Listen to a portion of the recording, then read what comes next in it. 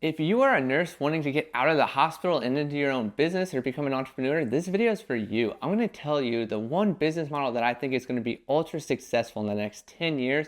And it's actually really no different from what you're doing now, except you're putting the value in yourself and taking it out of the hospital, because we know that the nurses are actually the truest care piece of the hospital. And I believe they're one of the most undervalued. And as a previous nurse who's become an entrepreneur, it is my goal to help you take your power back, make some more money, still bring passion in the things you do and helping other people, but actually make a difference in their lives and put money in your pocket. Because let's be honest, the hospitals are making a ton of money off you, your time, your passion, and your love for helping people. And on the flip side, are they really helping people? I don't think so. So let's get started. Number one, this career, before I actually tell you what the career is, let's break down the market. Because in entrepreneurship, the worst thing you can do is have a dope solution, but nobody to serve. So I always say, like, find the problem, find the pain points, find the target market and audience, and then you can develop the solution. So let's get started. What is the biggest problem in healthcare? I would say it's going to be the baby boomers. Like, even back when I was in nursing 7 years ago, like, hospitals were afraid of the number of baby boomers, and that was continually taught in school. Like, we're in this nurse shortage, we're going to need more nurses because there's so many baby boomers. And my mind was like, yes, I want to be a part of this. And then I kind of felt how we were used in the system of just like, more nurses, yeah, and less help for the nurses, but get those nurses in there. Yeah, wasn't a fan of that. So if you think about that too, like, in pulling yourself out of that problem, number one, if you're in that problem, or when it does become a problem and there's more boomers in the hospital, like, you're going to be overwhelmed. You're going to have a lot more stress, and you're going to have a lot less resources. So number two is, like, pull yourself out of that situation. You can still help the boomers, but you can do it from another side, and we'll get to that. But what is the problem with these boomers, right? So we know there's a lot of boomers, but what is their problem is, I think what I would say the problem is their kids are millennials and Gen Z. And the two things that I've seen with millennials and Gen Zs are, we love to travel and we like to be all over the place, right? Because the boomers were more of a scarce, where essentially their parents were off fighting wars, or they were off in the wars, and then they came home and essentially were like really tight-knit family because they were disconnected so much, right?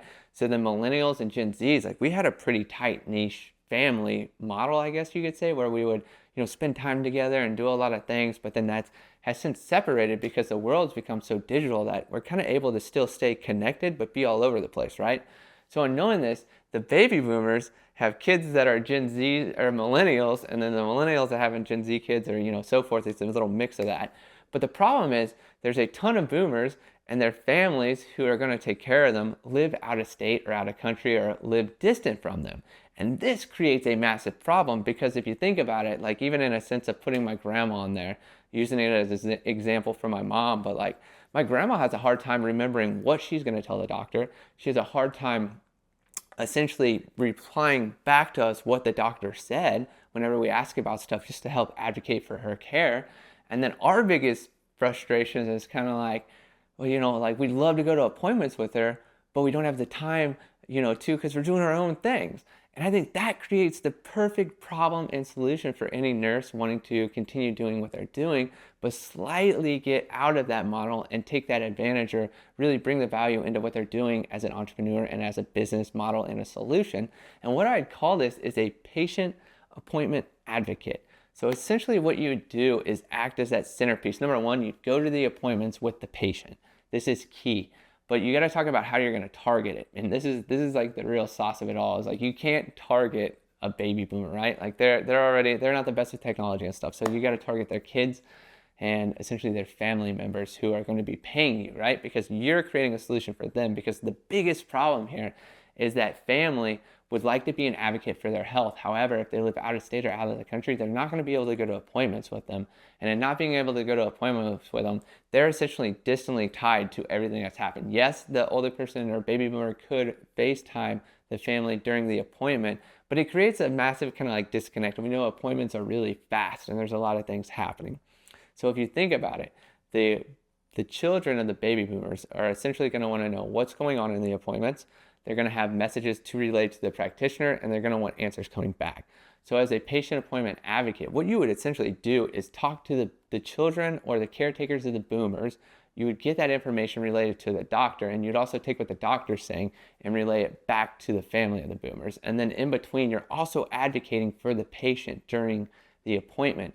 So what you'd be doing is essentially what you do as a nurse during rounds and during like group huddles and stuff. Like, whenever everybody walks into the room, like you're advocating, you're speaking up for the patient. You realize what is happening in the moment, what would best fit them. And based on all that, like you're the one speaking up and advocating for the patient. So there's no difference there. But essentially what you're doing is you're creating a solution for what I think is going to be a massive problem in healthcare. But instead of working for the hospitals in understaffed, high stress situations, you're essentially taking that power back and you're placing yourself more on the calm side of the nature where more of the value is, where you can essentially create more of a concierge service for the boomers and the family members, so the family members can still live their lives however they wish to, and then the boomer, who is the patient, is essentially getting the treatment that they need. You're decreasing their stress and anxiety. You're advocating for their health.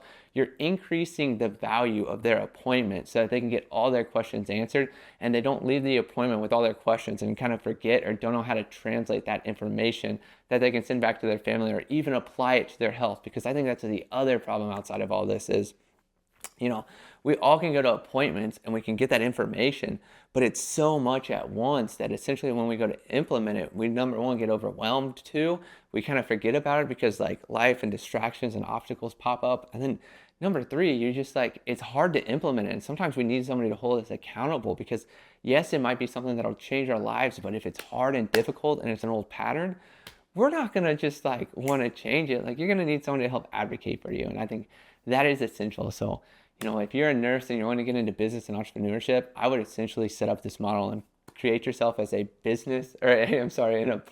patient appointment advocate.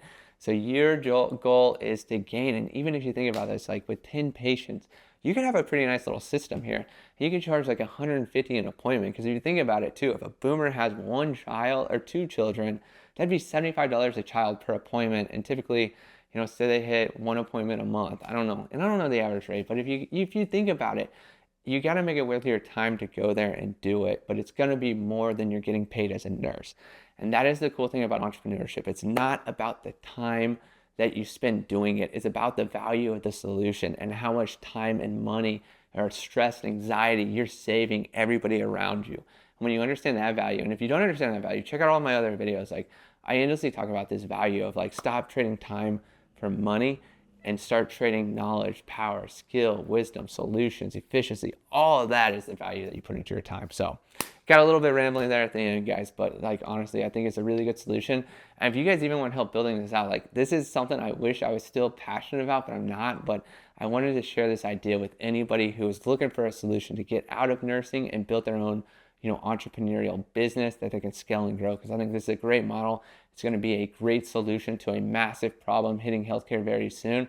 And I'd love for you guys to be on the forefront of that, because if you are truly passionate about helping people and acting as an advocate, I think this is a perfect solution so that you can stay in nursing. You can also build a business, become more successful, and get that reward for all your hard work and effort for all the previous years and put it into your own pocket. So guys, thank you so much. Make sure you subscribe to this channel, give the video a like if this was helpful, and have a good day.